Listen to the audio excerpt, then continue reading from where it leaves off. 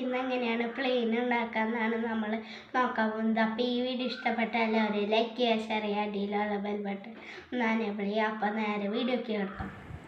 അപ്പോൾ നമുക്ക് ആദ്യം തന്നെ ഈ ഭാഗത്തായിട്ട് നമുക്ക് ഇങ്ങനെ മടക്കി കൊടുക്കാം. എന്നിട്ട് സെയിം രീതിക്ക് അപ്പുറത്തെ ഭാഗത്തും നമുക്ക് മടക്കി കൊടുക്കാം. എന്നിട്ട് ഈ ഭാഗത്ത് നമുക്ക് ഇത്തിരി വലിയ രീതിക്ക് മടക്കാം.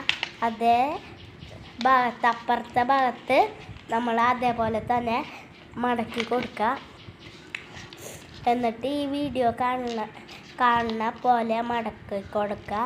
എന്നിട്ട് നമ്മളുടെ ഈ ഭാഗം ഇങ്ങനെ മടക്കിയിട്ട് ഇത് താഴത്തോട്ട് ഒന്നും കൂടി മടക്കിയിട്ട് അപ്പുറത്തെ ഭാഗത്തും സെയിം രീതിക്ക് ചെയ്താൽ നമ്മളുടെ പ്ലെയിൻ റെഡി ആവുന്നതാണ്. അപ്പോൾ നമുക്ക് റെഡിയാക്കാം. ഇന്നത്തെ വീഡിയോ എല്ലാവർക്കും ഇഷ്ടമായി എന്ന് വിചാരിക്കുന്നു. അപ്പോൾ ടാറ്റാ ബൈ ബൈ.